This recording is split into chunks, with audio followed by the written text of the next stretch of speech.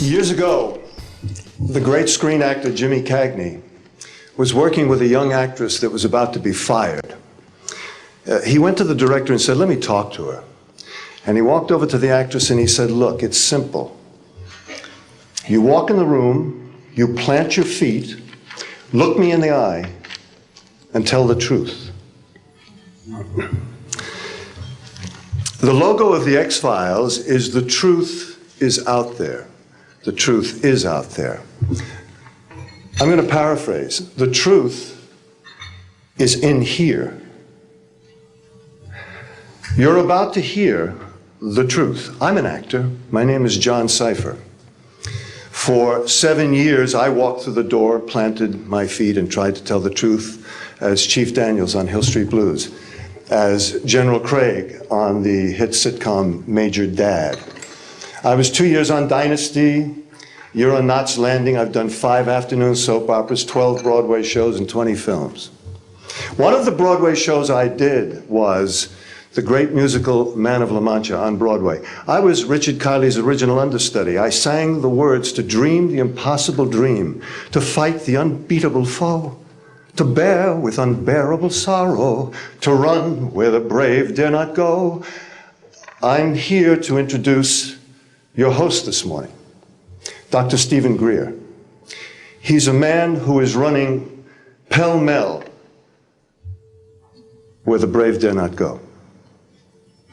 He was an emergency room physician. In fact, the director of emergency medicine at a major hospital in North Carolina. 3 years ago, he sat his wife and his 4 daughters down and said, "I've been doing this part-time, running after the truth, for 7 years now. Now I'm going to do it full-time." He walked away from all that money to pursue the truth. I always think of Hamlet's great line to Horatio, "There are more things between heaven and hell than are dreamed of in your philosophy, Horatio." I'm going to introduce a man who says, there are more things between heaven and hell than any of us have accepted. And I have the witnesses and the documents to prove it. Ladies and gentlemen, Dr. Stephen Greer.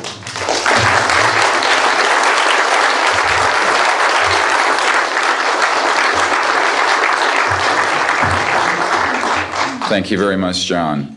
Members of the press, the American public, and people of the world. We are here today to disclose the truth about a subject that has been ridiculed and questioned, denied for at least 50 years. The men and women who are on this stage and the some 350 additional military intelligence witnesses to the so-called UFO matter and extraterrestrial intelligence can prove and will prove that we are not alone. I would like to thank Sarah McClendon, who is with us today, the famed White House correspondent, for her sponsorship of this meeting. Thank you very much, Sarah.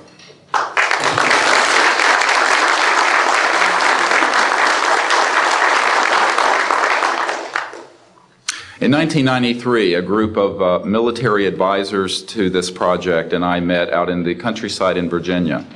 And we decided that it was time for civilians, military, intelligence, and other people to come together to disclose the truth about the subject which is called UFOs. Since that time, I have personally briefed a sitting director of Central Intelligence, James Woolsey, President Clinton's first CIA director.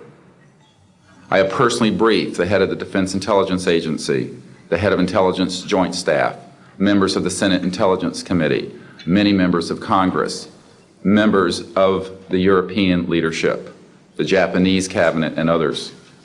And what I have found is that none of them are surprised that this is true, but they are uniformly horrified that they have not had access to these projects. We can establish through these witnesses whom we have identified, which now number over 400, and these are people who have been inside the CIA, NSA, NRO, Air Force, Navy, Marines, Army, all divisions of the intelligence and military community, as well as corporate witnesses, contractors to the government. And these are folks who have been involved in so-called black budget or covert unacknowledged projects. These unacknowledged special access projects are taking in at least $40 to $80 billion per year. And they are sitting on technologies that can change the world forever. The reason we are coming forward now is that we are asking for the U.S. Congress and for President Bush to move towards an official inquiry and disclosure on this subject.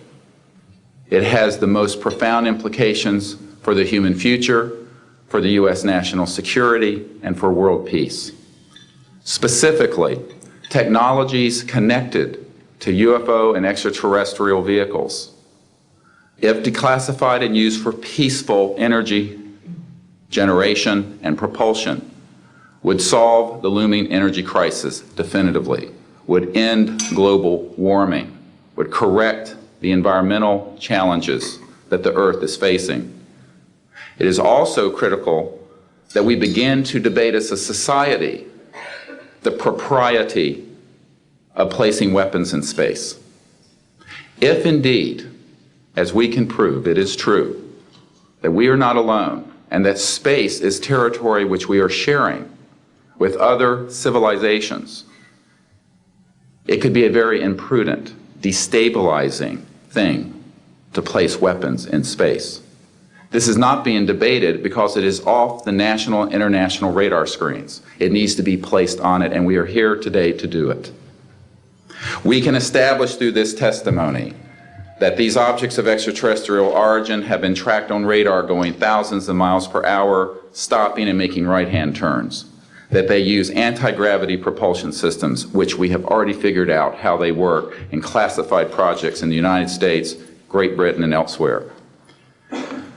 That these objects have landed on terra firma, at times have been disabled, and have been retrieved specifically by teams within the United States, that extraterrestrial life forms have been retrieved, and their vehicles have been taken and studied thoroughly for at least 50 years.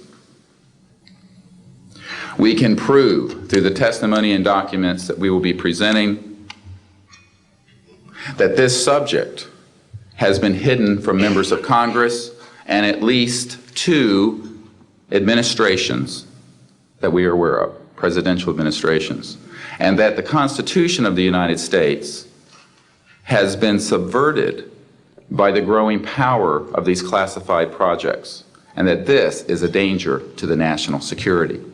There is no evidence, I wish to emphasize, that these life forms from elsewhere are hostile towards us.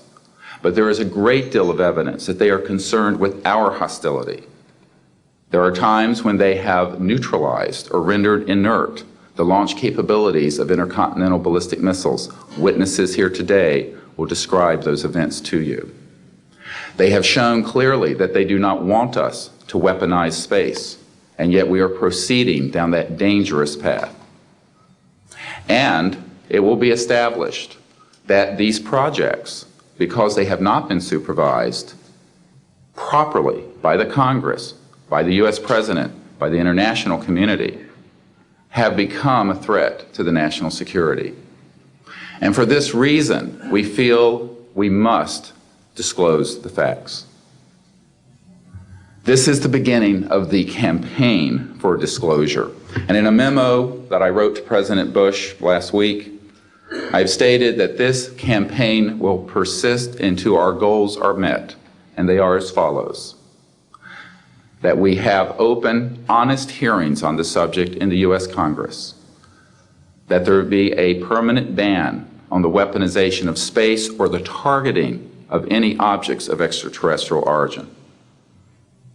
That there be a full and complete study of classified technologies connected to this subject to see how they could be properly declassified and applied for peaceful energy generation so that the world may get off of fossil fuels in enough time to prevent greater ecosystem damage or war over the looming energy crisis, which is sure to sweep the earth in the coming decade.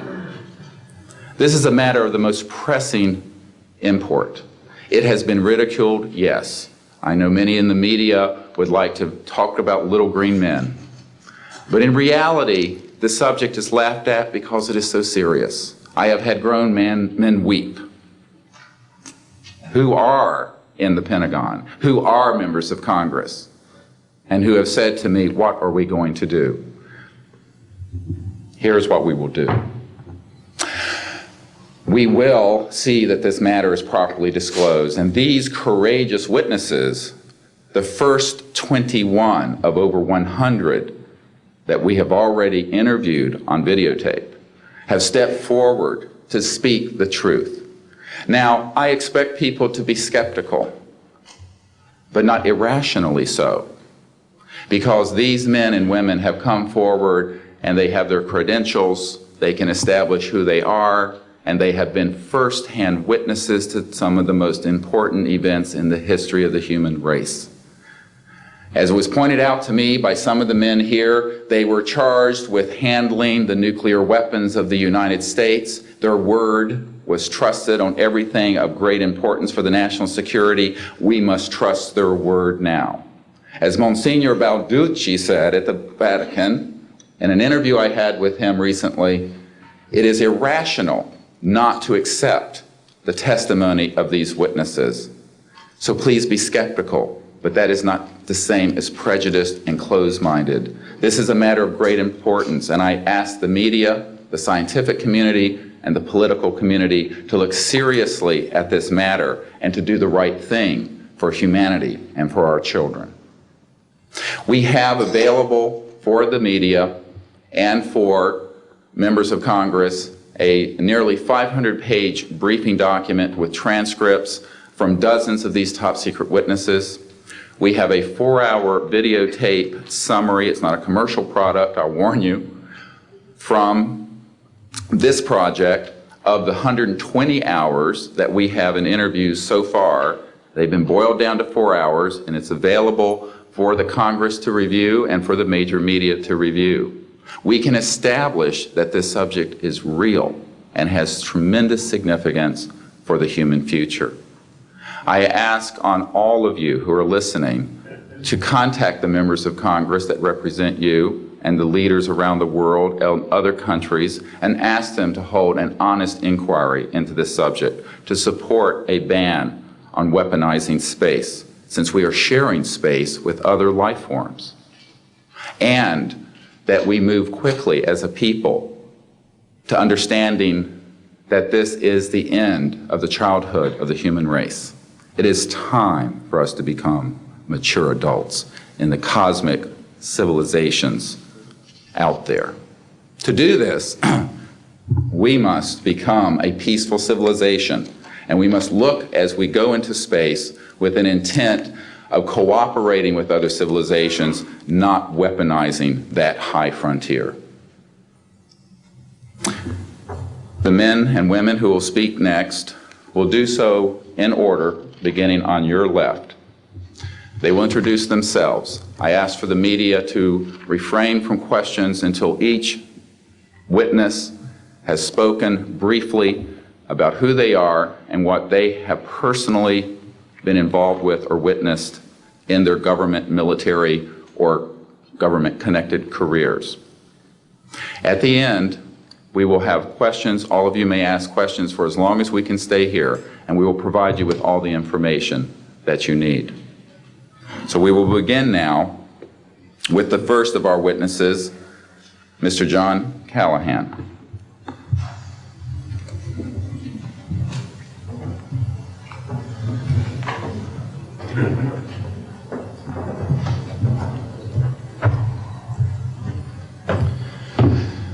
My name is John Callahan. I'm a retired FAA employee. I was the division manager for the Accidents Evaluation and Investigation Division in D.C. About 2 years before I retired, I received a call from Alaska region where the region wanted to know what to tell the media.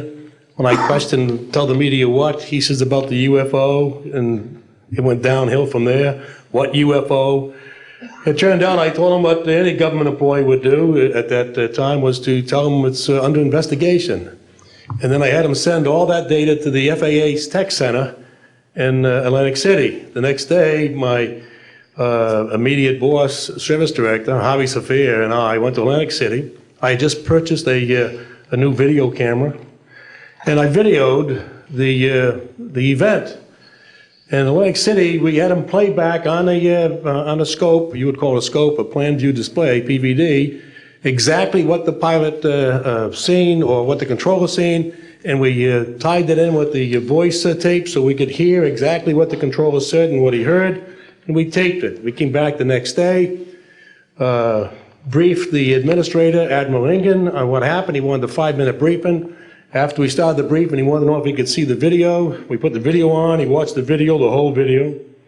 The next day, he set up a meeting for me to give a dog and pony show to President Reagan's scientific staff and whoever they brought over, and to hand off all that data to them.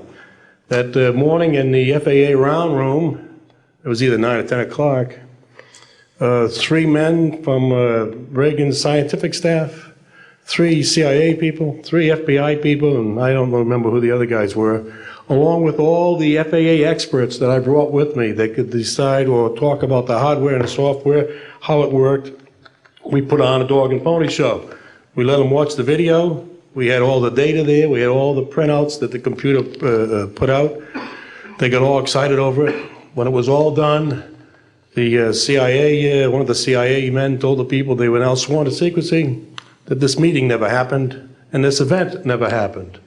When I asked him why, I thought it was probably just a stealth bomber at the time, he says, well, this is the first time that we have recorded radar data on a UFO, and these guys are going to get all excited, drooling over all this data. I said, well, you're going to tell the public about it? And he says, no, we don't tell the public about this. It would panic the public. He says, we're going to go back and study this. I said, okay, that was what he was going to do. Now, I've told this story many times, and I get sometimes funny looks from people.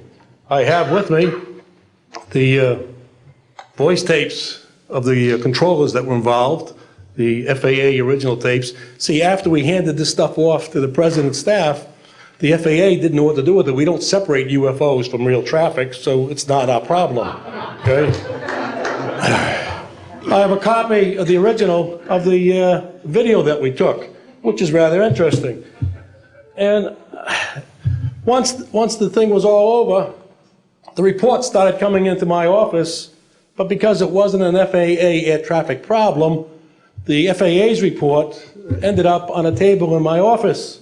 And it stayed there until I retired, when one of the staffers packed up all my gear and helped it move to my house. Also, in a box I found just a few days ago, in my 1992 tax return, I have the target printouts from the computer data, which, so if you wanted to or look at every target that was up there at the time, you can now reproduce this from this piece of paper here. And it's called the UFO incident, Japan 1648, I believe the number was, that happened on November the 18th, 1986. I'm prepared to go to Congress, to swear before Congress that everything I've told you people and everything that is here is the truth. Thank you.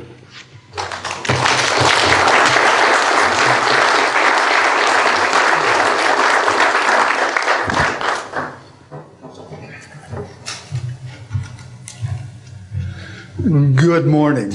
I hope you'll pardon me. I'm a little bit nervous. My name is Charles L. Brown. I'm a Lieutenant Colonel, U.S. Air Force, retired, subsequently 7 years with the Foreign Service.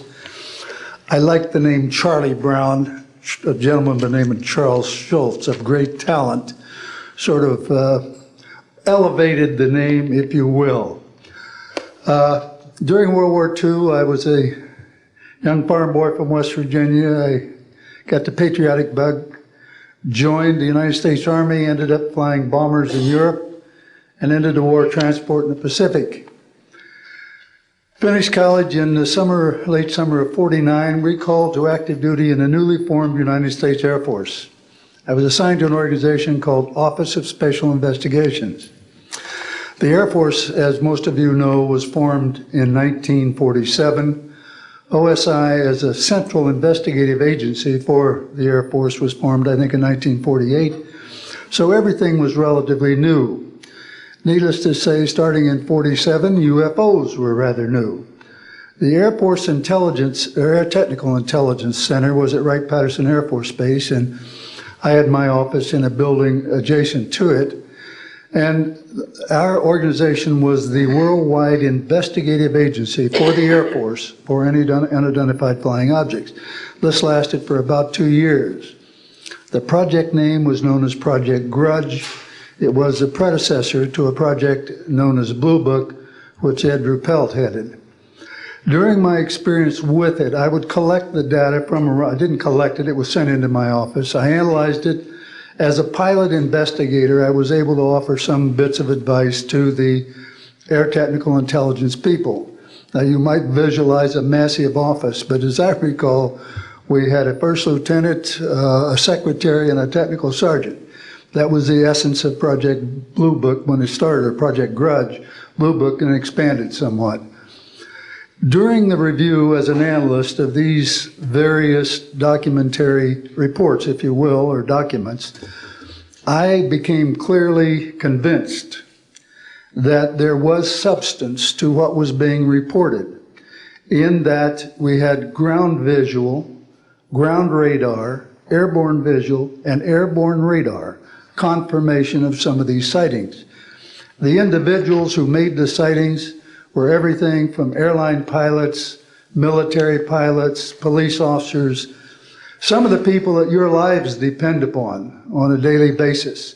These are very reputable and credible people.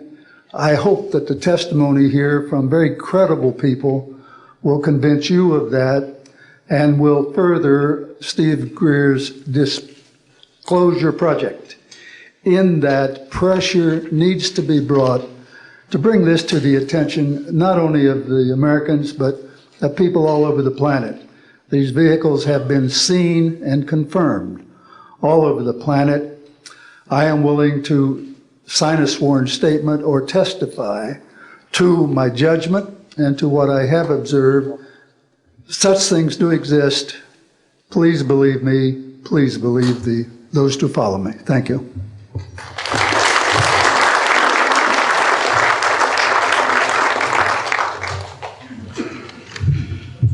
My name is Michael Smith. I was in the Air Force, a sergeant from 1967 to 1973. I was aircraft control and warning operator. While I was assigned to Klamath Falls, Oregon, in early 1970, I arrived at the radar site and they were watching a UFO on a radar that was hovering at about 80,000 feet. It sat there for about 10 minutes and then slowly descended until it dropped off the radar. It was gone for about 5-10 minutes, and then instantly reappeared at 80,000 feet, stationary. The next sweep of the radar, it was 200 miles away, stationary. And it hovered there for about 10 minutes and redid the whole cycle twice more. When I found out what you normally do when you see a UFO, I was told that you notify NORAD, you don't necessarily write anything down, you don't write anything down, and you keep it to yourself. It's a need-to-know basis only. And NORAD one night called me about later in the year to let me know as a heads up that there was a UFO coming up the California coastline. I asked them what I should do about this. They said, nothing, don't write it down, it's just a heads up. And then late 1972, while stationed at the 753rd, radar squadron in Sault Ste. Marie, Michigan, I received a couple panicky calls from police officers who were chasing 3 UFOs from Mackinac Bridge up I-75. So I immediately checked the radar, confirmed that they were there, called NORAD, and they were concerned because they had 2 inbound B-52s going to Kinslow Air Force Base. So they diverted them because they didn't want any proximity of the 2. And that night I answered many calls from the police department, sheriff's department and stuff. And my standard response was that there was nothing on radar. And I will testify to this under oath to a congressional hearing.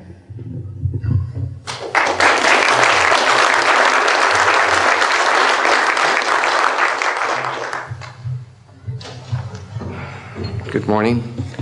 My name is Enrique Colbeck. I am a air traffic controller.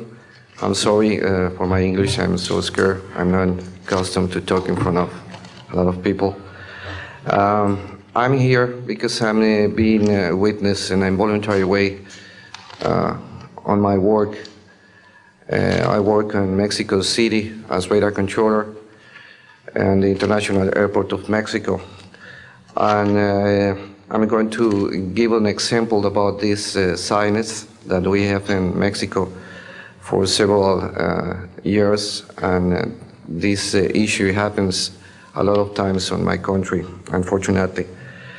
For example, March 4, 1992, we detected 15 objects west side of the Toluca Airport, that is very close of our international airport at 50 miles, more or less.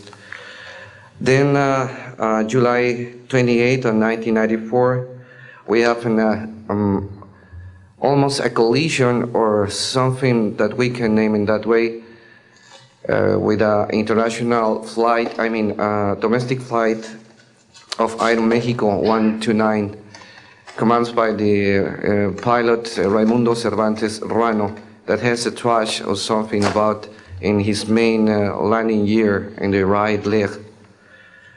That's occurred tonight at 10:30, more or less. Then, in the next week, the same year, in the same moment, the Aeromexico Flight 904 has another almost collision that was reported for the pilot Corso, the Capitan Corso, at 11:30 in the morning, and we detect that object on a radar. Suddenly, just for a moment. Then, in the next week, we have a lot of sightings reported by the pilots that give us information about the weird traffic or something, bright lights, and different times, and we detect some of them in that week. But in September 15 of 1994, we have a detection about 5 hours, more or less, on a radar and a new equipment that we believe that that equipment was working in not a good way, because it's not human that you have detection by 5 hours of the same object and apparently without movement. Well, we concur with the technical persons of radar in our country that the radar system was working well, and was very exciting, and we surprised when at the next day we received information about a periodist named Jaime Maussan that is studied these cases in Mexico, about that a sighting from a lot of people in the Metepec city. There is another point located southeast of the Toluca Airport, about a sighting of the big flying saucer, apparently 50 meters of diameter, then for a lot of people, and that led the trashes something in the ground. Well, next, November 24 of 1994, we have on service officially our new radar system, and after that moment we have information very exactly about of these sightings at the same time with the pilots and detections. That's why I'm here, because we consider in my country that this is very dangerous. We have a lot of more cases, but I don't want to use more time in this. But it's very important that the people on the world knows these events and consider that could be very dangerous for aeronautical situation, especially in my country. I don't know why in my country that's occur frequently, but the point is that happens, and we consider dangerous, and we had only, unfortunately, one crash, but we don't want to have another more. Thank you very much, and I'm sorry for my English.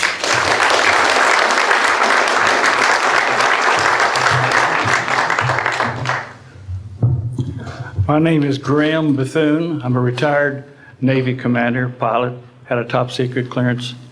50 years ago, February the 10th, 1951, I was flying from Keflavik, Iceland to Argentia, Newfoundland. It was at night, it was dark. About 300 miles outside of Argentia, I saw a glow on the water, like approaching the city at night. As we approached this glow, it turned to a monstrous circle of white lights on the water. We watched this for a while, the lights went out, there was nothing on the water. Next thing we saw was a yellow halo, small, much smaller than whatever it was launched from, and that was 15 miles away, up to our altitude. Because of the trajectory, I disengaged the autopilot, shoved the nose over to try to go under this thing. At that time, I heard a noise underneath. I thought maybe it hit us. It was actually some of the crew members ducking, and they collided, and a couple of them were injured. Then it appeared over to the right and moved out slowly and flew with us. It was still not at our altitude, but we could see the shape of it. It had a dome. We could see the coronal discharge. I went back aft, let the other pilot, Al Jones, take my seat to see what the passenger's reaction was. Came back to the cockpit, told him not to report anything, simply because what the psychiatrist had said to me, maybe they would lock us up. So basically, the instruments in the cockpit, we had 4 or 5 failures. In the area of magnetic compass, the electromagnetic effect, in area of directional finders, and this type of thing. The craft was tracked by radar in excess of 1,800 miles an hour. It never did get to our altitude. We had 31 passengers, plus the psychiatrist and the crew members that all cited this at different areas. When we landed at Argentia, Newfoundland, we were interrogated by the Air Force, an excellent interrogation, Captain Paulson. When we landed at the Naval Air Test Center here at Patuxent River, we were required by Navy intelligence to make out individual reports. Out of the National Archives, I have the 18-page official Navy and Air Force report. I've made up a report to straighten out all the truth. There's a stack of books out there this high that have written all of this up. So the truth is here.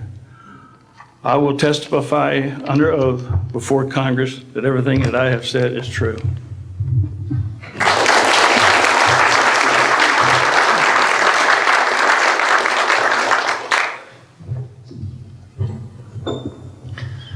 My name is Dan Willis. I was in the United States Navy. I held a top secret crypto level 14 extra sensitive material handling security clearance. I worked in the code room at the Naval Communication Station in San Francisco. In 1969, I received a priority message from a ship near Alaska that was classified as secret. The ship reported merging out of the ocean near port bow, a brightly glowing reddish-orange elliptical object, approximately 70 feet in diameter, emerged out of the water, shot into space, traveling at about 7,000 miles per hour. This was tracked on ship's radar and substantiated. Years later, I worked at the Naval Electronic Engineering Center in San Diego for 13 years. The co-worker who I worked with worked at the NORAD facility. When he first started working at the facility, he noticed objects going on the screens that track everything out in space and in the air, objects going off the scale, doing right-angle turns. When he inquired, his older supervisor advised him that, quote, it was just a visit from one of our little friends. He thought this was a little unusual. These statements are true. I'm willing to testify under oath before Congress. Thank you.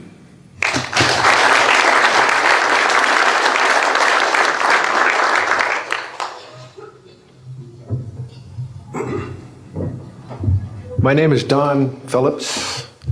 I was in the United States Air Force and had worked with certain intelligence agencies of the United States government. Prior to my Air Force, prior to joining the Air Force, I worked for the famous Lockheed Skunk Works. And I was working for them when I was attending college, and I worked for them in the capacity as a design engineer. It was one of my proudest moments of my life to work with a man by the name of Kelly Johnson. A lot of you might be familiar with that. It turns out that the models of aircraft that we were building, as you know, were all classified, were in the deep black, and that I came in on the end of the U-2 project. My main project was known later as the SR-71. The SR-71 had a predecessor. It had a special model built for the CIA, and that those models were one passenger, one pilot special aircraft in order to get from one place to another very, very quickly. Now these SR-71s, as we know them, the Blackbird, are the type of aircraft that are still classified in a sense as far as the altitude that it flies at and also the speed records that it holds. I'm very proud to say that this aircraft played a big part in helping to end the Cold War. The aircraft, the predecessor aircraft, there's strong evidence to suggest that perhaps these aircraft had a different role once in the air. Each pilot, and I knew a few of them, each pilot had an assignment before they took off, okay? They learned about the assignment immediately prior to takeoff, and there's strong evidence to suggest that there was a dual role in that they were monitoring some type of traffic to and from planet Earth. This can be verified at a later point. I'll jump into my military experience. My first field assignment for the United States Air Force was at Las Vegas Air Force Station. And that was my first experience with Las Vegas, and I couldn't understand why people were being so excited about going to a place such as this, but I soon found out about a year later. Nellis Air Force Base is located there. Nellis is a major training center for different types of special aircraft and fighter aircraft, one of the premier training sites for pilots all around the world. However, when I learned that my assignment was at a radar site 50 miles out of town, up near Mount Charleston, I had no idea where I'd be, so finally in the daylight I was able to find the location and reported in 1965 for duty. In 1966, early in the morning, about 1 to 2 a.m., I was staying there on base, and our barracks were at about 8,000 feet. I heard a lot of commotion. You know, at that altitude, sound carries tremendously. And I thought, well, it's early in the morning, it's summertime, and it's very warm, and maybe I should get up and take a look. I didn't really want to, but I got up and took a look, walked up to the main road up near my office, which was the commander's office. I was on the commander's staff, Lieutenant Colonel Charles Evans. And I was saying, who's making all this noise? Who's making all this noise at this time of the morning? So when I got within about 50 yards of the 4 or 5 people that were standing there, one being the chief of security, they were looking up in the air, and I said, gee, their heads are all looking at the same direction. Well, I looked up to the west, northwest, and to my amazement, there were lights flashing around the sky, moving at anywhere from what seemed like 2,400 to about 3,800 miles per hour. Now, the fact that we're taking an estimate from a distance, we figured, well, this is quite something. However, we continued to watch these darting lights go across the sky and stop, absolutely stop, come to a dead stop, and reverse in an acute angle their direction, and then proceed on in they were traveling so fast that you could almost see a pattern left by, if you are computer people, when you move a mouse real quick across the screen, you see a little bit of a tail. Well, that's exactly the way these 6 or 7 craft worked. After 5 minutes of watching these things, they all seemed to group up to the west, northwest, okay? They started to come in on a circle. But what I would like to point out is that where they were putting on their display in the north-northwest sky, just directly east of that is what is known as Area 51. Area 51 is a AEC name, okay? Atomic Energy Commission. That was the old name for Atomic Energy Commission.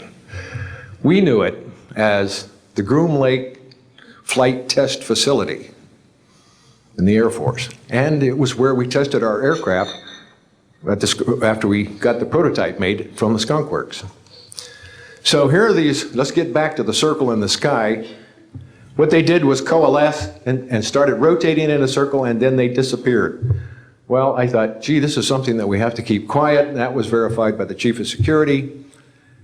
But we waited there and talked it over for a little bit, and it seemed like, I think it was an hour. Then came the radar people from the scopes, which were at 10,000 plus feet, came down for their dinner at 2 o'clock in the morning. And the first person off the bus was a good friend of mine, Anthony Kesar. He said, he was white as a sheet, and he says, did you see that? Yeah, we all said, yeah, it was a nice display, what a show. He says, we documented them on radar. And he says, we didn't give them clearance, the standing order was let them fly through the radar beam. He says, we documented 6 to 7 UFOs. Now, we don't know who was guiding those, but they were certainly intelligent, and we don't know where they landed because they coalesced and disappeared. So I will say at this point, to keep it short, that I will testify under oath as to what I say is true, and I will do so before Congress. Thank you.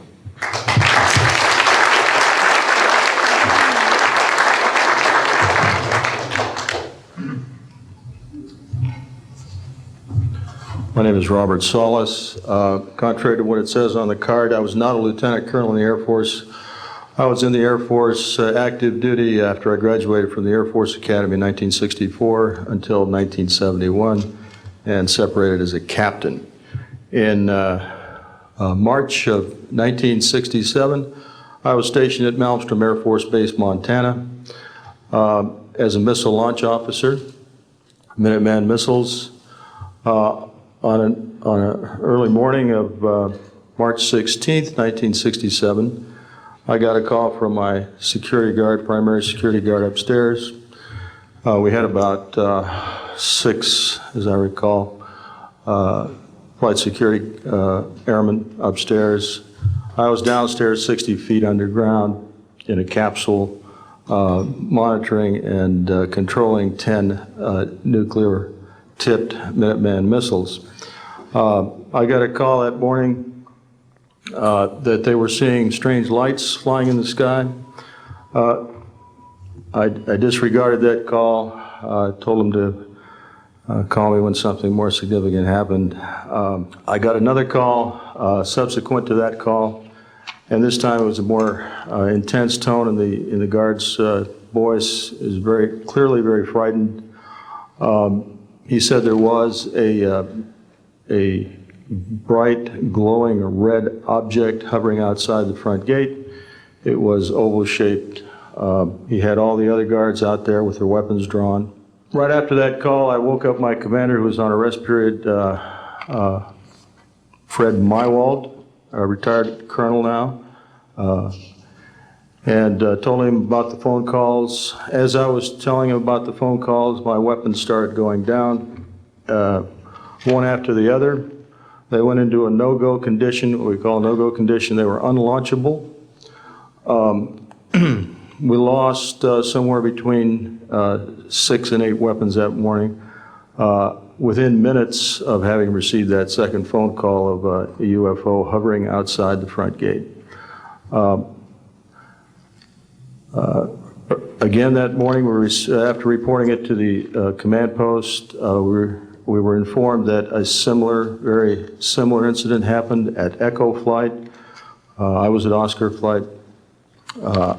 They lost all 10 of their weapons under similar circumstances, very similar circumstances, where UFOs were sighted over the launch facilities. They had maintenance crews and security crews out there that had spent the night, and they were reporting UFOs over those sites.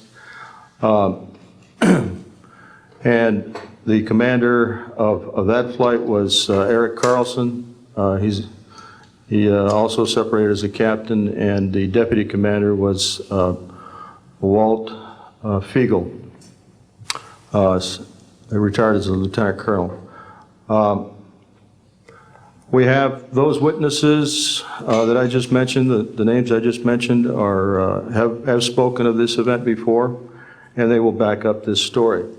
We also have documentation that I received through FOA requests from the Air Force outlining the Echo Flight incident, and including in that documentation a reference to UFOs.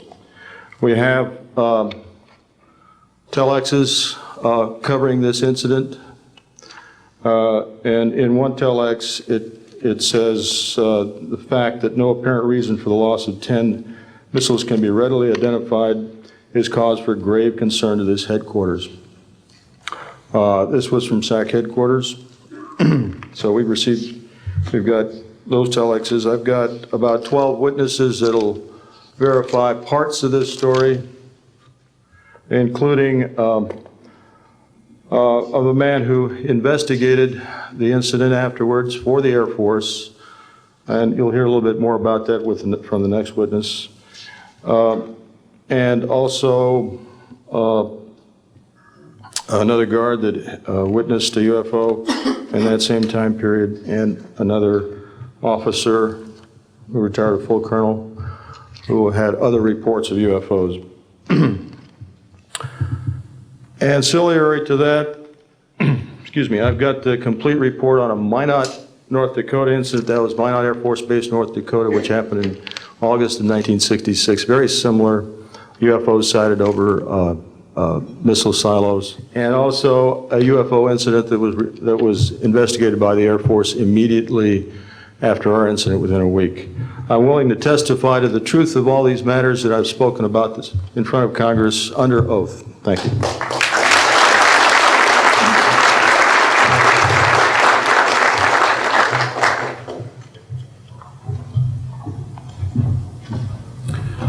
Good morning. My name is Dwayne Arneson.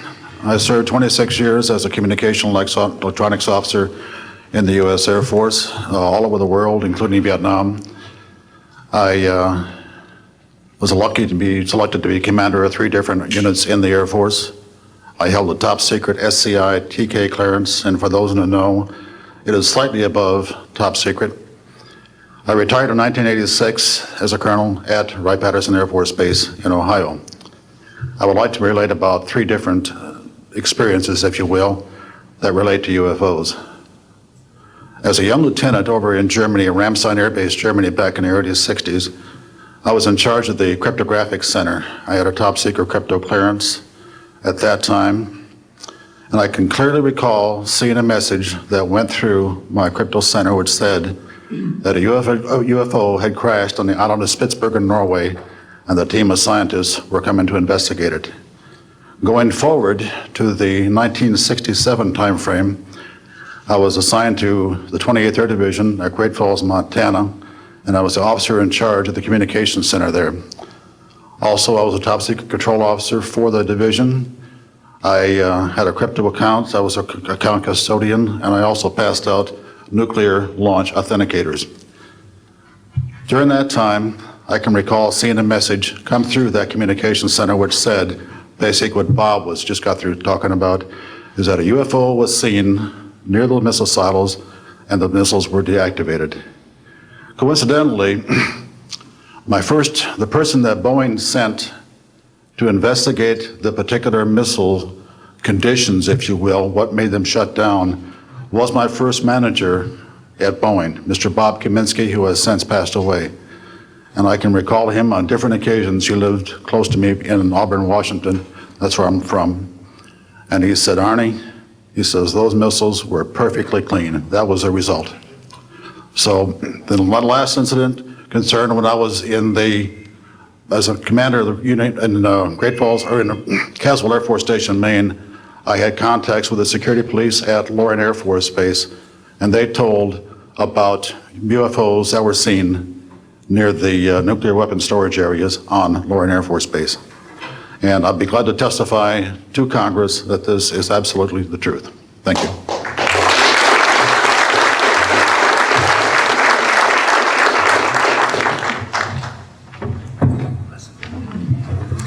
Good morning. My name is Harlan Bentley. During 1957 and 1959, I was a PFC in the United States Army, stationed north of Washington, D.C. on the Nike Ajax missile base close to Olney, Maryland. In May, this month of 1958, about 6 a.m., I heard a noise outside that sounded like a pulsating transformer. I sat up in my bunk, I looked out the window, I saw a craft heading for the ground and crashed. Pieces broke off of that craft, immediately took off again. So there's a lot more to that story, but I've got to speed this up. Now, the next night, I was on radar duty. I get a call from the Gaithersburg missile base. He says, hey, I got 12 to 15 UFOs outside, 50 to 100 feet above me. So I asked him, I said, what does it sound like? He took his head mic off, held it out the van window, and said, here.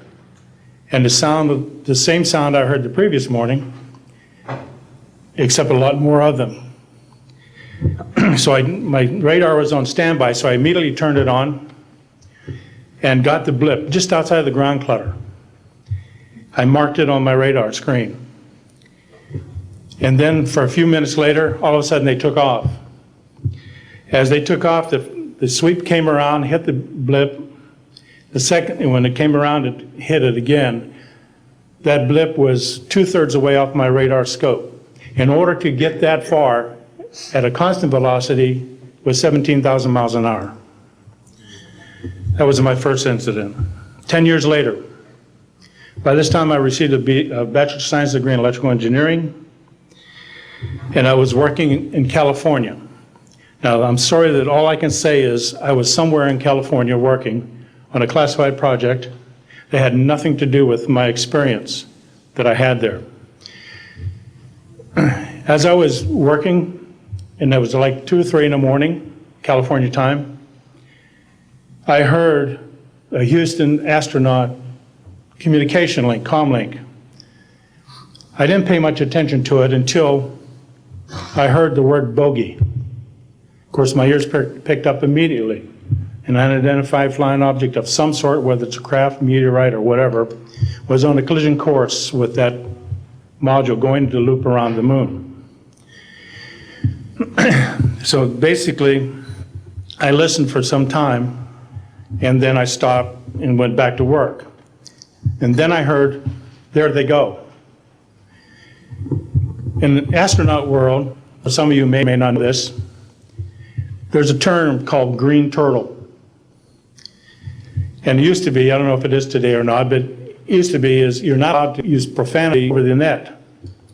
And the first person that does that, whoever hears it first and says green turtle, that astronaut's got to buy that man and his entire family a dinner at the most expensive place at Cape Canaveral. Well, to end this real quick,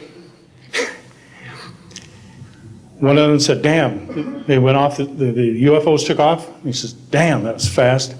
And somebody yelled, green turtle. And then he said another word, a synonym to crap. And then somebody else yelled, green turtle. And you could see him grit his teeth, because now he had to buy 2 expensive meals. And my particular experience, I will testify before Congress if necessary, and explain exactly what happened. Thank you.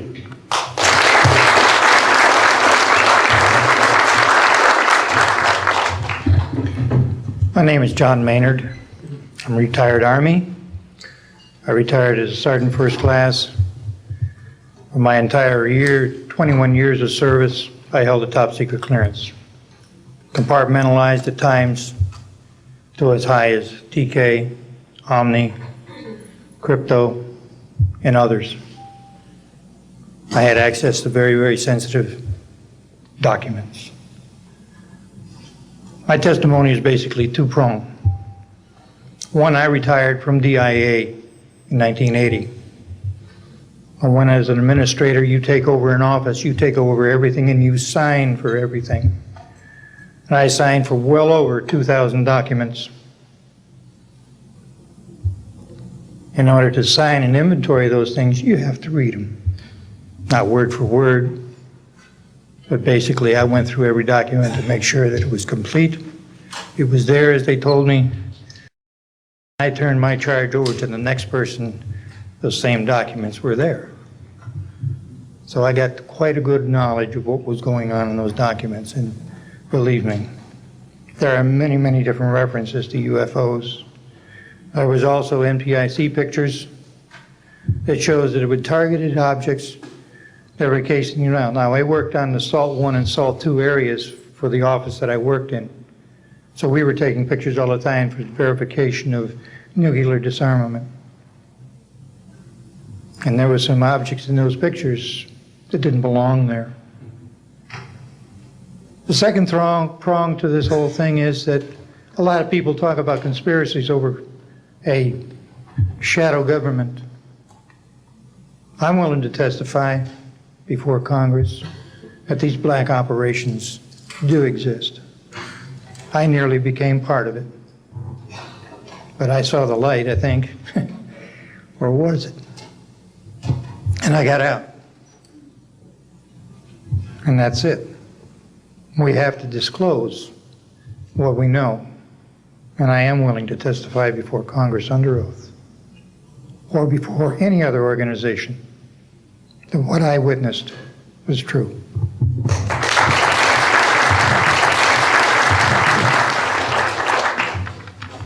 Good morning. My name is Carl Wolf, and I was a precision electronics photographic repairman with a top secret crypto clearance in the United States Air Force. I was stationed at Langley Air Force Base in Virginia. In 1965, in mid-1965, I was loaned to the Lunar Orbiter Project at NASA on Langley Field. Dr. Colley was in charge of that project. They had problems with a piece of electronic equipment that was bottlenecking their production of photographs. I went to the facility, and when I walked into the facility, there were scientists from all over the world. I was stunned, actually, to see people at a NASA project from all over the world. It didn't make any sense to me initially. I was taken into the laboratory where the equipment was malfunctioning. I couldn't repair it in the dark. I asked to have it removed. A Airman Second Class was in the dark room at that time. I was also an Airman Second Class. I was interested in how the whole process functioned, how the data got from the lunar orbiter to the laboratory. I asked the young man if he'd describe the process to me. He did. About 30 minutes into the process, he said to me, in a very distressed way, by the way, we've discovered a base on the backside of the moon. And then he proceeded to put photographs down in front of me, and clearly in these photographs were structures, mushroom-shaped buildings, spherical buildings, and towers And at that point, I was very concerned because I knew we were working on compartmentalized security. He had breached security, and I was actually frightened at that moment. And I did not question him any further. And a few moments later, someone did come into the room. I worked there for 3 more days, and I remember going home and naively thinking, I can't wait to hear about this on the evening news. And here it is, more than 30 years later, and I hope we hear about it tonight. And I will testify under oath before Congress that what I'm saying is the truth.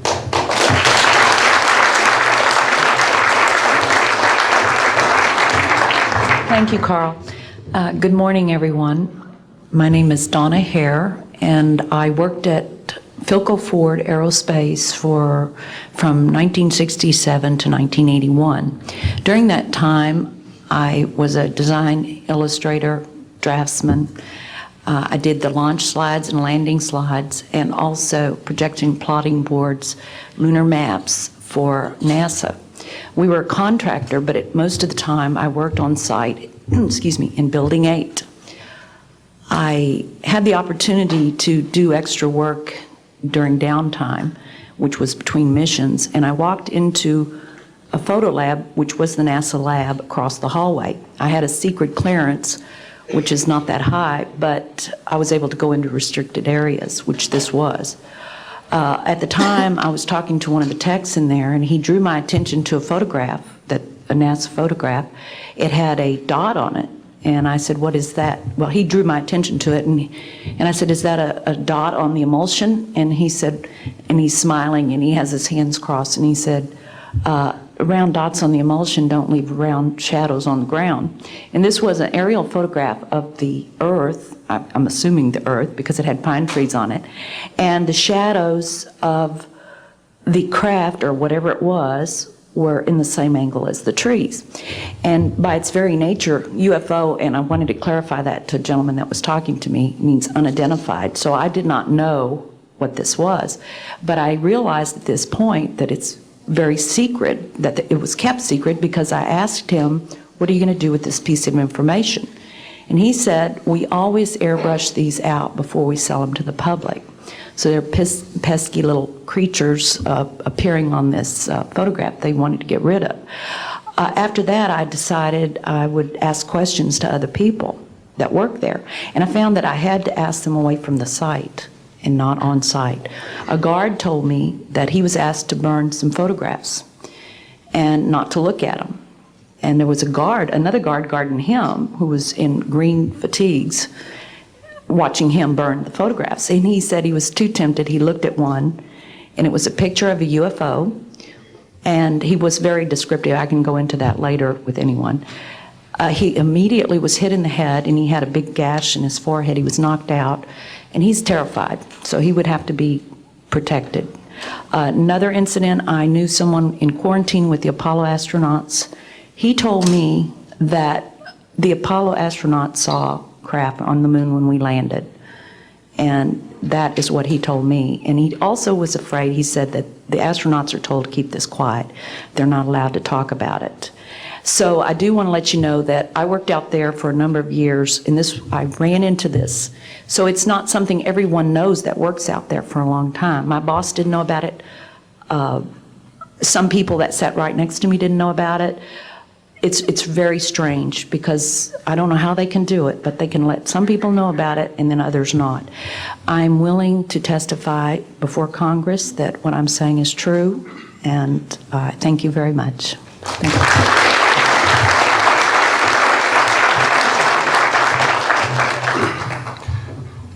Good morning, ladies and gentlemen, and members of the press. My name is Larry Warren. 20 years ago, in 1980, I was a security specialist assigned to RAF Bentwaters, Woodbridge, NATO Air Force facilities in Suffolk, East Anglia. I had a secret security clearance.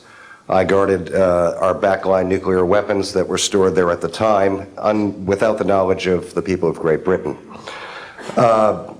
I went through a portion of a 3-night UFO event where objects made incursions over our WSA, fired pencil-thin beams of light into them, and adversely affected the ordnance, possibly. These objects were on the ground on 2 different nights. Potentially there was another life form seen. This is an unpopular truth. These events were of extreme defense significance to not only Her Majesty's government, but this government as well, and they are still shrouded in secrecy. They are very complex, they are very vast. This is more about a human rights issue than just a UFO issue. 20 years ago, this room would be empty. I see a turn in history. This is history in motion, but unfortunately it's history with a security classification. I would be more than honored to swear under oath that I experienced what I did, I saw what I saw. These events produced not only, after numerous denials by this government, a memo by Lieutenant Colonel Charles Holt, our deputy base commander, which reads like science fiction. It also produced, years later, an on-site audio tape he made as these objects performed their feats and did what they did and violated airspace. These events are of extreme defense significance. I hope my brothers in arms that went through these events will be given immunity at some point and be able to join us here. It is an honor to share the stage with all of these people.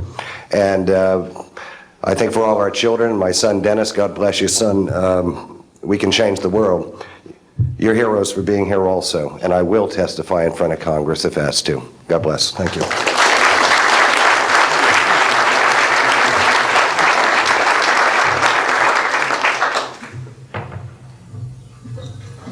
Hi, my name is George Filer III. The reason I'm here is because George Filer V is in the hangar and will be born on Friday. And I'm a retired intelligence officer and flyer with almost 5,000 hours, and I didn't believe in UFOs until London Control called us in the winter of 1962 and asked us, would we chase one? And we said, sure.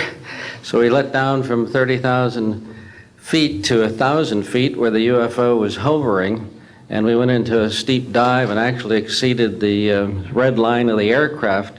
So it's kind of dangerous chasing UFOs. In any case, I was able to get the UFO on the aircraft radar at about 40 miles, and we could see a light out in the distance, and as we closed, we kept on picking up this radar return. Point I'm mentioning that the radar return was very distinct and solid, indicating it was some kind of a metallic object. We got about a mile from the UFO, and it kind of lit up in the sky and went off into space, very similar to what the shuttle looks like when it takes off. Later on, I was working in intelligence in Vietnam. I briefed General Brown about UFOs when I was in 21st Air Force in McGuire Air Force Base. I briefed General Glau about a UFO over Tehran, Iran in 1976 that two F-4s from the Iranian Air Force had taken off and tried to intercept the UFO, and when they turned on their fire control systems, they immediately went out, all the electrical systems went out, the planes had to return to base. This was particularly significant because it was also picked up on satellites. In 1978, on January 18th, I was going into the base. Every morning I did the briefing to the general staff, and I noticed that there are some lights off in the distance at the end of the runway there. And when I got into the command post, the senior master sergeant in charge said that there had been UFOs in the pattern all night. They're on radar. The tower had seen them. They gotten aircraft reports and so on. And that one had landed or crashed at Fort Dix. Fort Dix and McGuire are right together. And this is kind of like the Roswell of the East. But in any case, an alien had come off the craft and had been shot by a military policeman, and apparently was wounded and was heading for McGuire. So for whatever reason, the aliens liked the Air Force better than the Army, perhaps because they're shooting at them. But in any case, our security police went out there and found him on the end of the runway dead. And they asked me to brief the general staff, General Tom Sadler, and at the 8 o'clock stand-up briefing, and I said, I don't think I want to do this. You know, the general doesn't have a good sense of humor, and I'm not sure I believe this. So I did some checking, called the 438th Command Post, and everybody had pretty much the same story. And at 8 o'clock that morning, just before I went on, was going to brief this, and I was very worried about it. They said, don't brief it, that it's too hot, so to speak. That's pretty much my story, and I'm prepared to tell the story in front of Congress, and it is the truth. Now, because of this, I've stayed interested in UFOs, and I'm the Eastern Director of the Mutual UFO Network. And between the National Reporting Center and Peter Davenport and the MUFON, we get 100 reports a week on average of people from all over the United States that see these things regularly. And if you start checking, they're out there and they're low, and people are seeing them all the time. And these are highly qualified people, all of whom essentially give us the reports by email. Thank you.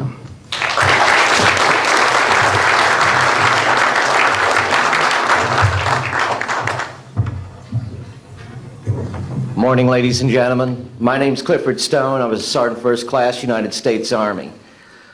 I had a secret clearance with nuclear surety. I could get the clearance that I needed to do whatever it was that was necessary for me to do at the time on special operations when I was called in on those. What I'm referring to here is that I was involved in situations where we actually did recoveries of crashed saucers, for lack of a better term, debris thereof. There were bodies that were involved with some of these crashes, also some were alive. While we were doing all this, we were telling the American public there was nothing to it. We were telling the world there was nothing to it. I'd like to go into detail on some of the cases about the nuts and bolts cases right here, but I will be available if you have any questions concerning my involvement in this. You can talk to Dr. Greer to arrange for me to get to talk to you. But the whole situation is, we've set back, we've told the American people that there's no such thing as UFOs. I've been involved where we have recovered these objects. We know them to be of extraterrestrials.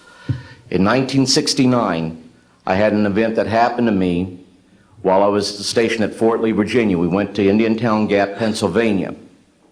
That would be my first exposure to any time that we would be recovering an unidentified flying object. When we went there, we already had people that was already in the facility. We were a backup team, which was supposed to be NBC because there was supposed to be some nuclear materials that was on board this craft.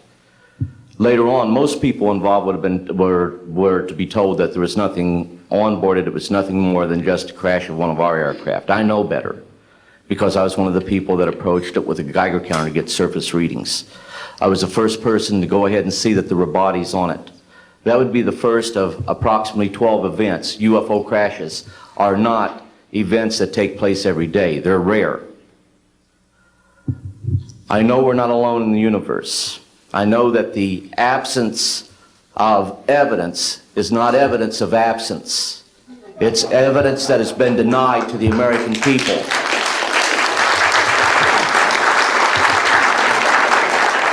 I stand before you today in my almighty God, and I tell you this. If Congress calls me in and says, will you testify in detail what you know, I stand here today prepared and ready to do just that. Governments must never lie to the people for no reason. Thank you.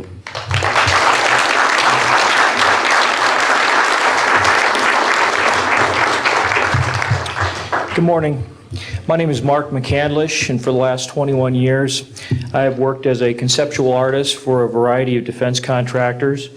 I've been involved in conceptual artwork of the production thereof for Rockwell on the X-30 program, and also on the high-step program, that's spelled HYSTP, means Hypersonic Testbed Program.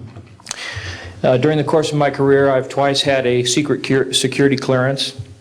In 1967, while my father was stationed at Westover Air Force Base, the headquarters for 8th Air Force Strategic Air Command, I witnessed and watched through a telescope a UFO which hovered over a nuclear weapons storage facility for approximately 10 minutes and then departed with an acceleration approaching a bullet leaving a rifle barrel.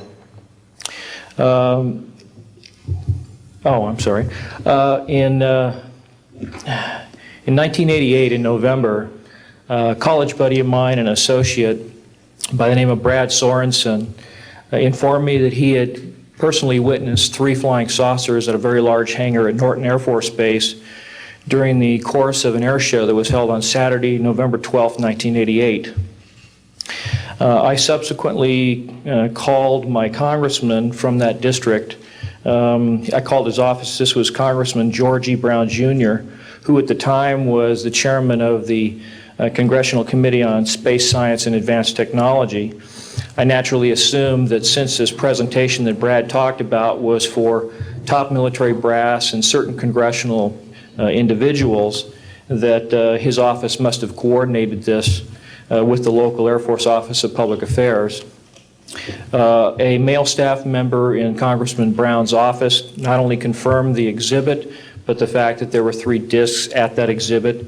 These discs were hovering off the floor without any visible means of support. They were referred to as alien reproduction vehicles, also nicknamed the flux liner because they used high voltage electricity. Let's see, to keep things short, this is a diagram that I made based on a sketch that Brad Sorensen did for me in rough form shortly after he had his sighting, and subsequently cleaned that drawing up and made it much more accurate. And that's the drawing that Dr. Greer is holding there now. Later on, I obtained photographs that were taken in 1967 by a military pilot, Harvey Williams, flying a C-47 for the Air Force at 12,000 feet, approximately 25 miles southwest of Provo, Utah. This particular vehicle matches the so-called ARV in all proportions and respects in terms of the detail of the shape of the craft.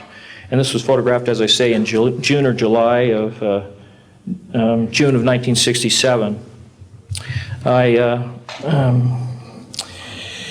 later spoke to a gentleman by the name of Kent Sellen that I met at an air show at Edwards Air Force Base in 1992, the first unveiling publicly of the B-2 bomber. He indicated to me that in 1973, when he was a crew chief working on experimental aircraft at Edwards Air Force Base, that he had unintentionally wandered into an area where there was a classified aircraft, namely the ARV. He described it in detail, and he added other details to the account concerning the configuration and the operation of the vehicle that Brad Sorensen was not aware of. Subsequently, Brad Sorensen met with the famous aeronautical designer Burt Rutan, gave him a copy of this blueprint which you've just been shown. Mr. Rutan felt that it was a joke and put it on his wall as kind of a joke. And a third party confirmed for me later that a Colonel Ray Walsh from Edwards Air Force Base was visiting Mr. Rutan, saw this blueprint on the wall and registered quite a degree of shock and anger, wanted to know where the hell he got this blueprint, because there was in fact such a craft at that time, approximately 1994, 95, in a hangar at Edwards Air Force Base, North Base Complex at that time. Subsequently, I've done a lot of research on this product, this vehicle. I've come across a number of declassified documents that show that the Air Force, as early as 1960, was wind tunnel testing flying saucer shapes up to Mach 20. And I also have declassified NASA documents that show similar shapes. In fact, this is the document here that more or less details the wind tunnel testing up to Mach 20. This is the NASA document right here that was declassified, and it shows a variety of spherical and lenticular shapes that were flight tested up to, or I should say, wind tunnel tested up to Mach 6. I subsequently obtained a copy of an inter-office memo from Hercules Aerospace that describes a particular type of science involving something called zero-point energy and scalar waves. According to Brad Sorensen, this is the basis of the technology for these anti-gravity propulsion systems. This particular document here describes 6 different meetings involving the Defense Intelligence Agency and cooperative efforts with the Russian scientific community in investigating this, what is called the fundamental enabling technology that was originally discovered apparently by Nikola Tesla in the early 1900s. Anyway, I could provide you much more detail at a later time, and I am prepared to testify in detail concerning these events and their truthfulness before Congress. Thank you very much.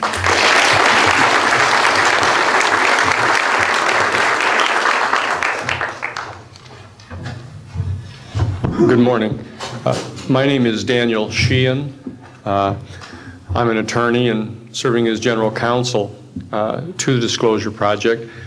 I'm a 1967 graduate of Harvard College in American Government Studies and Constitutional Law, and a graduate of Harvard Law School.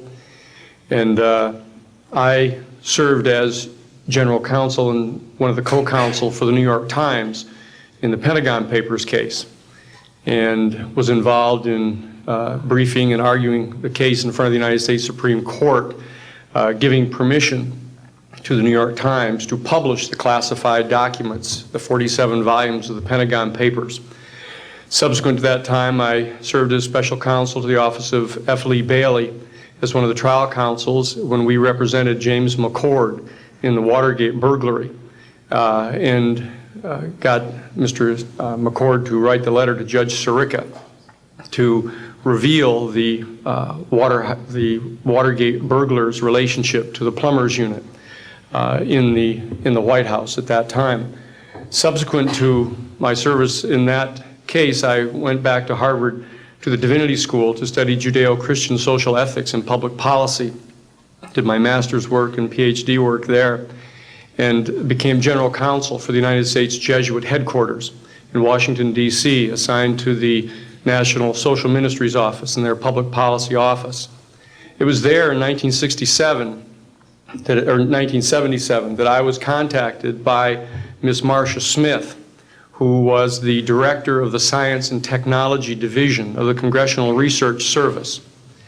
She asked to meet with me, and I met with her, and she informed me that President Carter, upon taking office in January of 1977, held a meeting with then the Director of Central Intelligence, who was George Bush Sr., and demanded that the Director of Central Intelligence turn over to the President the classified information about unidentified flying objects and the information that was in the possession of the United States intelligence community concerning the existence of extraterrestrial intelligence. This information was refused to the President of the United States by the Director of Central Intelligence, George Bush Sr. The Director insisted that the President, in order to have access to this information, needed to have clearance to contact the Congressional Research Service, to contact the United States House of Representatives Science and Technology Division, to have them undertake a process to declassify this information, because the DCI suspected that the President was preparing to reveal this information to the American public. The Congressional Research Service Science and Technology Division, under the directorship of Marcia Smith, was contacted by the House Science and Technology Committee and instructed to undertake a major investigation of the existence of extraterrestrial intelligence and the relationship of the UFO phenomenon to this. I was contacted by Ms. Smith and asked, in my capacity as General Counsel to the United States Jesuit Headquarters, National Social Ministry Office, to see if we could obtain access to the Vatican Library, to obtain the information that the Vatican had with regard to extraterrestrial intelligence and the phenomenon of the UFOs. I pursued that with the permission of Father William J. Davis, the director of the National Office, and we were refused access as the United States Jesuit Order to the information in the possession of the Vatican Library. When I reported this to Ms. Smith, she then later subsequently asked me to participate in a project which I can go into some detail during the question and answer period or later to individuals, pursuant to which I was given access as a special consultant to the United States Library of Congress Congressional Research Service to the classified portions of the Blue Book project of the Air Force. At that point, it was in 1977, approximately May of 1977, I went to the Madison building of the United States Library of Congress. There was no one in the building at that time. It was brand new. I was directed to a basement office where there were two guards at the door and a third sitting at the table who took my identification, verified that I'd been designated as a special consultant to the Congressional Research Service of the United States Library of Congress, and was admitted to the room. I thereupon found photographs, some dozen photographs, of what is unquestionably an unidentified flying object on the ground that had crashed and plowed a furrow in a field of snow, and it was embedded in an embankment. There were United States Air Force personnel surrounding this craft, taking photographs of the craft, and one of the photographs, I could see that there were some symbols on the side of the craft. And so I proceeded through the photographs and found a close-up photograph of these symbols. I'd been instructed that I was to take no notes and had to leave my briefcase and all my identification outside of this room, but I had brought with me a yellow pad. And so what I did is I opened up the yellow pad and refocused the overhead camera onto the same size as the cardboard backing of the yellow pad, and I physically traced the copies of the symbols on the side of this craft, closed the yellow pad back, put the microfiche back into the canister, reclosed the box that I had, and I said, it is time for me to leave. And I took this and proceeded to leave the office, at which point the security guards stopped me, and one of them said, "What is that you have there, Mr. Sheehan?" At which point I handed the yellow pad to him, and he flipped through all the yellow pages and never found the copy that I had. And so I took that with me and brought it to the United States Jesuit headquarters, had a meeting with the staff, with Father William J. Davis, reported this to them, was authorized at that time by the United States Jesuit headquarters to make a report to the National Council of Churches and to request that the entire 54 major religious denominations of our country undertake a major study of extraterrestrial intelligence, which they declined to do. I was subsequently asked to deliver a 3-hour closed-door seminar to the top 50 scientists of the Jet Propulsion Laboratory of SETI, the Search for Extraterrestrial Intelligence, which I did do in 1977. I'm more than happy to testify under oath to these details to the United States Congress, and would be happy to meet with any members of the press at that time. You may recall I also served as chief counsel to the Karen Silkwood case, in which we obtained the rulings in the Karen Silkwood case. I also served as chief counsel in the Iran-Contra case. It was the first one to testify before the United States Congress to the existence of the off-the-shelf enterprise of Richard C. Cord and Albert Hakim. I'll be more than happy to share the details of what I believe to be the relationship between this off-the-shelf enterprise and the secret government which is concealing this information from the American public. And I am happy and proud to serve as general counsel to the Disclosure Project. Thank you very much.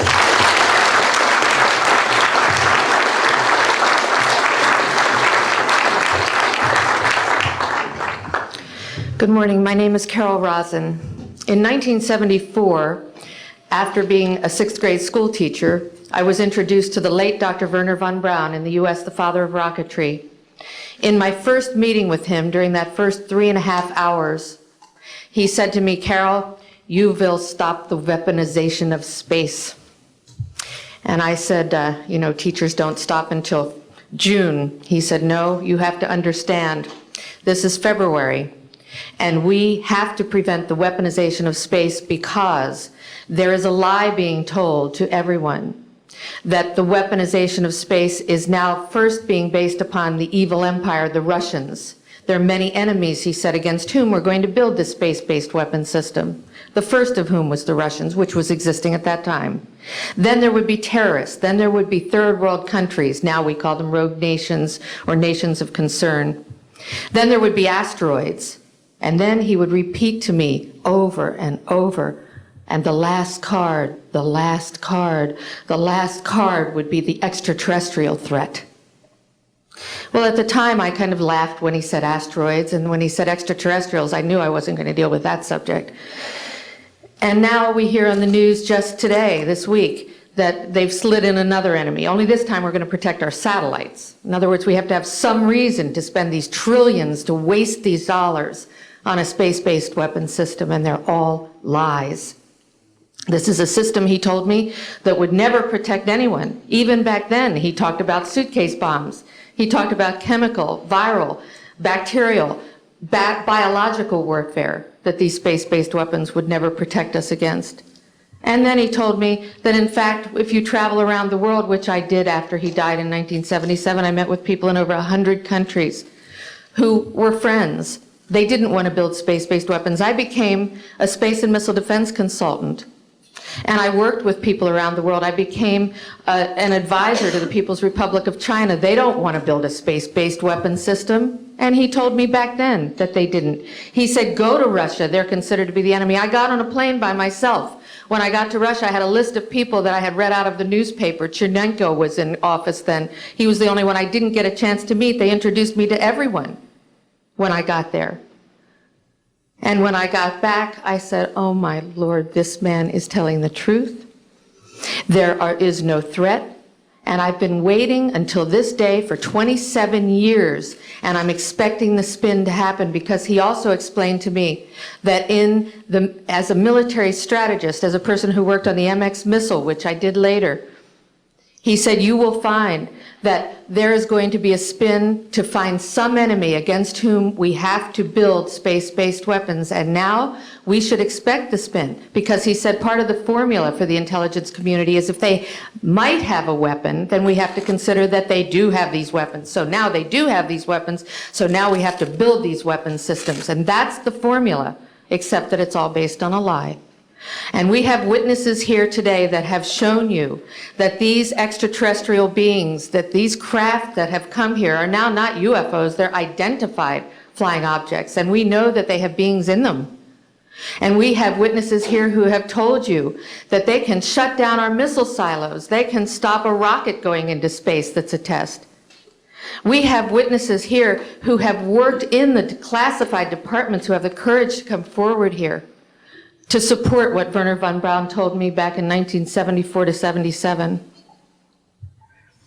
And I will testify before the Congress that when I founded the Institute for Security and Cooperation in Outer Space, which I shut down a few years ago because I didn't believe we had a chance with this huge, integrated around the world, complex weapon system, that we had any chance at all of transforming that war industry into a space industry that could provide benefits, like Dr. Greer has said, of global warming. We can end that situation of that problem. We can end the energy crisis. We can build now non-polluting technologies. Wernher von Braun used to tell me that we could have cars back then that drove around off the ground. He described this to me on beams so that we have no pollution on this planet.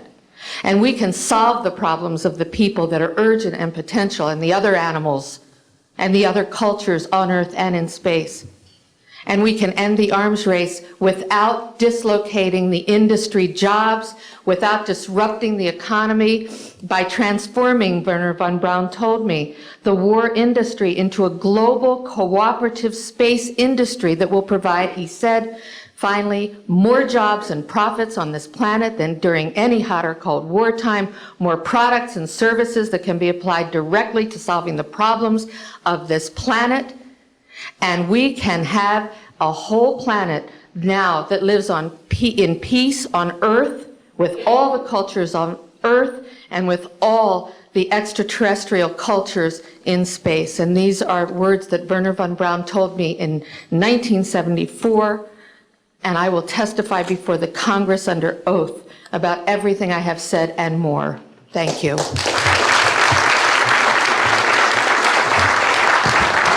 Thank you very much. I'd like to thank each of the witnesses and for your patience. We're running about 50 minutes late, and I do apologize for that. I want to emphasize that all of these witnesses each could speak for probably anywhere from 2 to 5 hours about what they have witnessed. We were trying to give you a snapshot. We have another 400 of these witnesses. I have carried this burden for 8 years. I'm now giving it to you, the American people and the people of the world, to take it forward. What I'd like to do now is open the audience for questions from the media. You may address them to me or to an individual witness as you deem appropriate. Yes, ma'am. Yes, Maribel Gonzalez with Reforma Mexican newspaper. I have 3 questions. One is, if you... right here. Yes, I wanted to know if there are laws in this country that in some way allowed this kind of secrecy or not. And then I wanted to know if there's a need to change any kind of law. And the next one I wanted to ask you, if you may, is who is profiting from this secrecy that maintains in secret the solution to the energy crisis? I mean... Well, let me get to those, okay, quickly, because we are short on time. First of all, I think initially there was an appropriate national security apparatus in place in the 40s during the Truman and also Eisenhower years. By the late Eisenhower years, we have a testimony from Brigadier General Stephen Lubkin, still a practicing attorney, that by the late Eisenhower years that he had lost control of these projects primarily because of the compartmentalization into the military-industrial complex. Operative word industrial. There are corporations such as SAIC, Lockheed Martin, Northrop, and others that deal specifically with this issue, with advanced energy and propulsion systems connected to UFOs.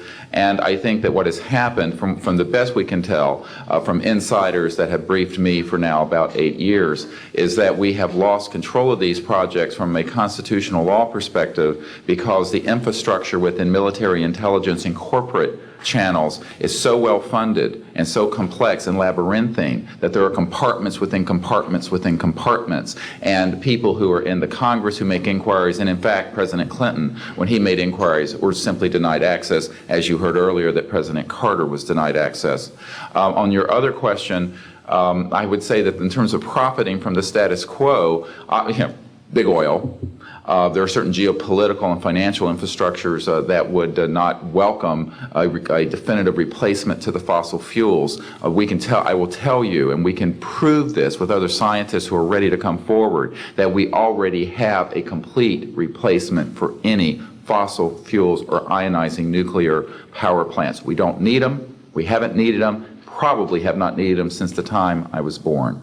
Now, of course, this is a major issue. You're talking a multi-trillion-dollar global infrastructure change. And so this does hit the alarm bells at the National Security Council economics area. However, what is more serious to the national security? Keeping the status quo or letting ourselves go into a global ecosystem collapse and running out of fossil fuels and having massive rolling blackouts, not just in California, but globally. We have got to do something about this, and soon, and that's why we are advocating open hearings in the Congress. Other media, please. Yes, sir. I just want to know if anybody at the UN is looking into this. I personally met with Boutros Ghali's wife, Aliyah Ghali, who said that her husband was quite concerned about this. This was in the 1990s. Since then, we know that there have been other people at the UN who've made inquiries. The problem is the UN has no mandate to deal with this. It needs to be given a mandate from its constituent member nations.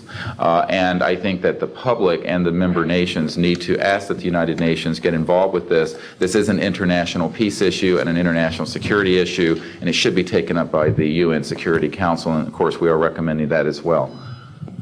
Yes, sir. So I think my question is actually to Clifford Stone. You said that you had seen aliens on a craft that had crashed. I wondered if you could describe what they looked like. I could,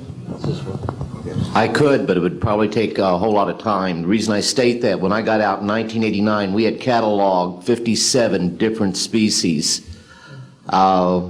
You have individuals that look very much like you and myself that could walk among us and you wouldn't even notice the difference, except for some of the things that they might be able to go ahead, even in a dark room, and touch an object and go ahead and identify what color that object might be.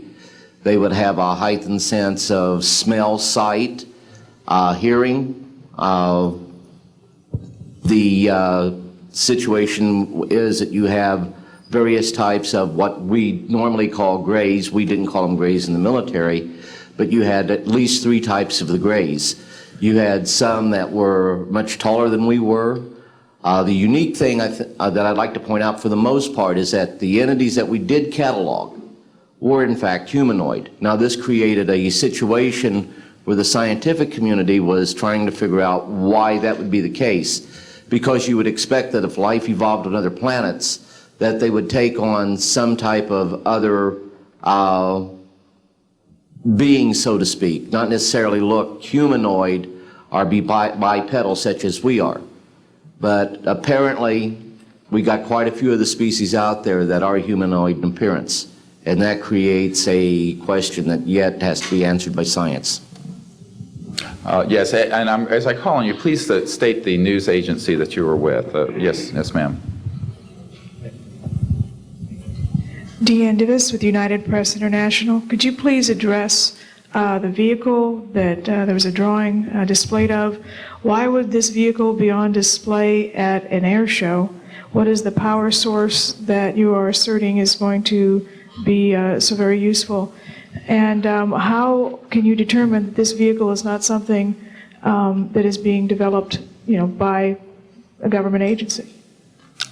In fact, I think that was the testimony. This is an alien reproduction vehicle, and just to be clear, this means that it is based on advanced anti-gravity and zero-point energy propulsion systems. Those are the propulsion systems.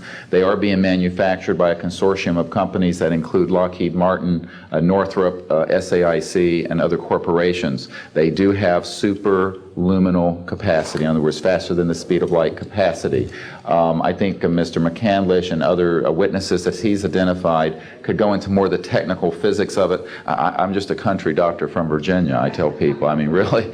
And, but this is actually what is the reason it's called alien reproduction vehicle is that it's based on the study of extraterrestrial vehicles, but it is manufactured by human military intelligence, aerospace contracting arrangements. And this is very important. It means that we, Homo sapiens, have the ability to access this so-called zero-point field of energy, which is the ambient field of energy from which all matter and energy is fluxing, and can access that energy and generate all the power we need to run this planet without fossil fuels or pollution. Do you have any direct evidence, though, that this, I mean, we're talking about the same government that so appropriately named a snooper program carnivore. So just because it's named the alien reproduction vehicle, considering the history and the questions that have been existing for such a long time about flying saucers, I mean, do you know, is there any direct reason to believe that this is actually derived from technology? Any of the witnesses who can attest to that? And how would this, a propulsion system, a rocket engine doesn't necessarily translate into electricity. Can you elaborate on that? Well, the first part of your question, I would say that the testimony of witnesses we have, some of whom are here, others that are not here, but they're in the briefing materials, is that they have studied, we have studied specifically extraterrestrial vehicles which have been retrieved. The breakthroughs in that research have led to applications that have led to the building of this and similar anti-gravity devices.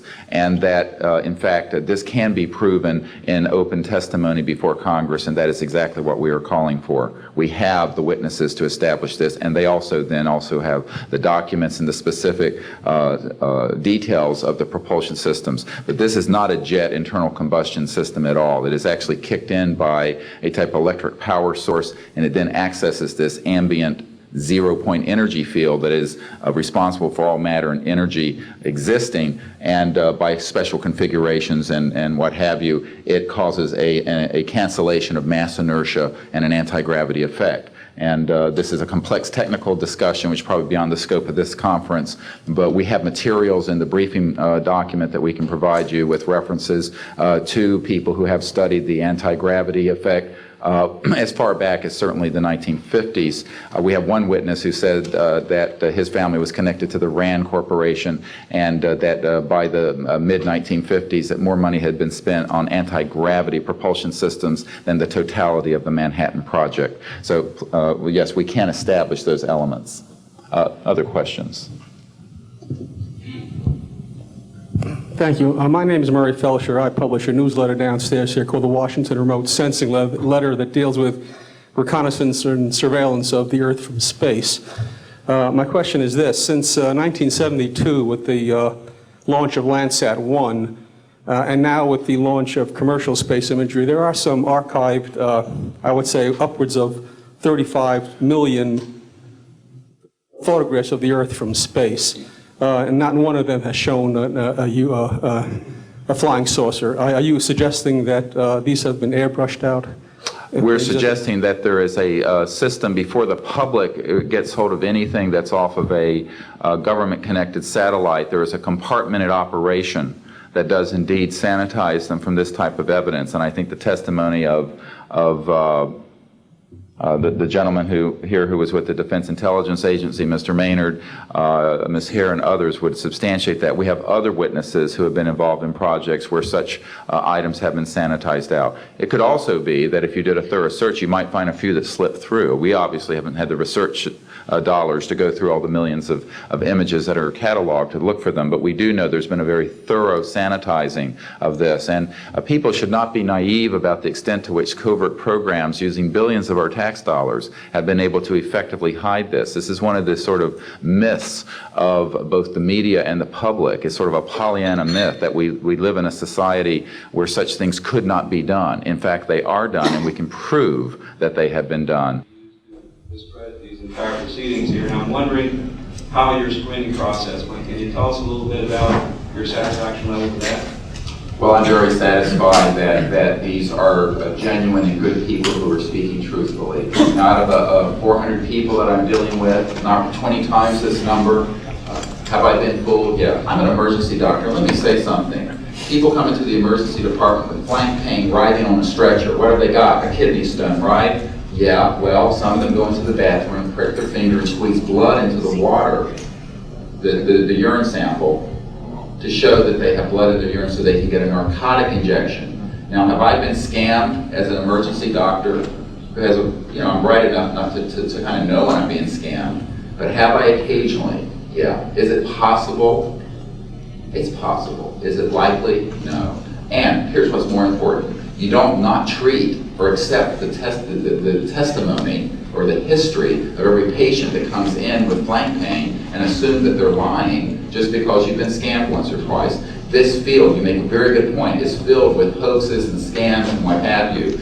It doesn't mean, however, that all of it is. And in fact, what we're saying after 8 years of research, we have found the documents, the top secret witnesses, the insiders willing to testify under oath before Congress that this is true. Now, here's another key point.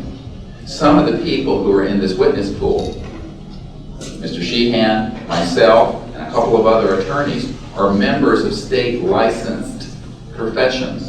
And what that means is that if we are perpetrating a hoax, we will lose our license to practice medicine, we will lose our license to practice law, because we'll be perpetrating a hoax upon the public. So what I would say to you is that the group of people before you are very credible, and the others whom we have identified are. We are not the CIA. We have not been able to do a $50,000 background check on each person. I'll give you that caveat. But we have done very serious interviews and vetting. And by the way, these people have presented their DD-214s, their defense forms, other documentation that show the two DD-214s and others that show that they were in the military at a certain place and a certain time. So we're very comfortable that, in fact, that the weight of the testimony will carry the day here and that this is real. Yes, I had an insight, and it relates to your question.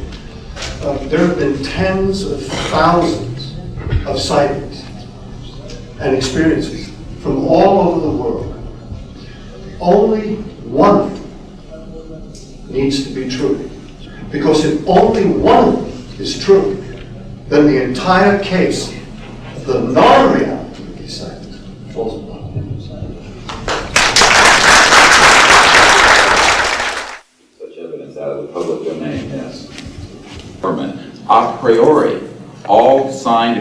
judgments and oaths that have flowed from such operations are null and void. What that means is, in legal theory, is that if it's an illegal enterprise, the agreements those that are entered into as a result of that illegal enterprise have no legal standing. So one of the things I would like to announce today is all of the men and women listening to this need to know they are free to speak. We are declaring all national security oaths on this subject null and void. They have flowed from illegal operations that have no standing constitutionally.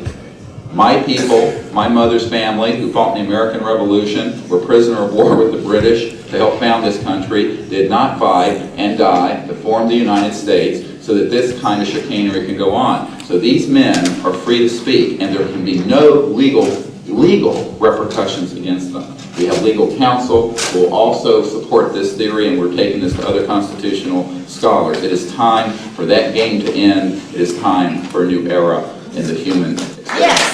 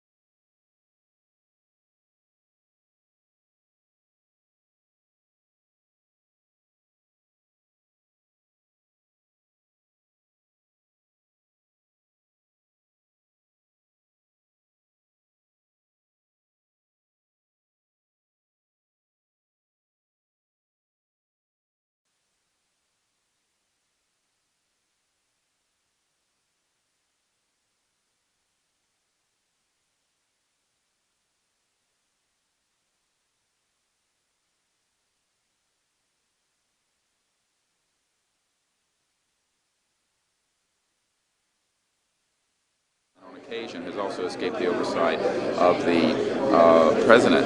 We know for a fact that this has happened. I personally briefed President Clinton's first CIA director on this. I was informed that they had no access to these projects, although they knew they existed. I was told the same thing by the senior investigator for the Senate Appropriations Committee, a man named Dick D'Amato, who in 1994 told me that there were somewhere between $40 and $80 billion a year going into these classified projects, and that he, with a subpoena on behalf of the Senate and a top-secret clearance, could not penetrate them. He told me these were the varsity team of all black projects, covert projects. So this is really serious stuff, and it brings into question, have we gone down the road that Eisenhower warned us about a little too far when he said, beware of the military-industrial complex, that it can escape the checks and balances of our democracy. And I think on this particular issue, it in fact has, and it's time for the Congress to represent the people in this regard and to reassert its oversight of these projects. One last question. When you talk about putting the checks and balances back into place, talk about the passion of these people, if you would. How confident are they? Well, they know what they saw. I mean, these are men ranging from Air Force and NRO officials to people who have been contract agents for the CIA to people who have been pilots in World War II and are heroes of our country, the greatest generation that Tom Brokaw talks about. And so what I have to say to you is that these people know what they saw. They're not going to be speaking about anything except what they directly witnessed. And we're not talking lights in the sky and swamp gas. We're talking people who have actually retrieved extraterrestrial vehicles who are going to be here today. Very good. We'll take one picture of that. That's concrete and that's based on reality. But anyone who does further research in this field will find that they are not hostile. None of them are hostile. They have shown us that they can shut down missile silos and rockets. They have not destroyed us, and they've been here for tens of thousands of years. We know of 50 years worth, more or less, of secrets. We know of major things. And the fact is, what about this hybrid breeding program that keeps being referred to? Well, again, we're not dealing with these kinds of things. We are dealing with credentialed, unimpeachable witnesses here who have worked in projects. We're not dealing with that. We're dealing with what we know. What we know is that these are not hostile entities. I don't know how to explain this to you except that people here, we're all still here. The world is still here. And they have shown us what their technology is capable of doing. And you can yet imagine, and you can hear from witnesses who've worked in fields of re-engineering, back engineering, what kinds of technologies can come out of this to literally save people from the suffering that's going on right now. I don't doubt the possibility of that. Yes, and that's what this disclosure is about. It isn't about these other kinds of stories that you have no proof of and nobody does. And the fact is, we have proof here of what we're saying. Well, they have removed artifacts. Well, again, we're not going to deal with this kind of story, and a lot of that is manufactured also. That's for sure. So what we're dealing with here is concrete evidence, documents, people who have worked in the industry, in the military industrial complex, in the intelligence industry. I worked on the MX missile, and I was, if I went public.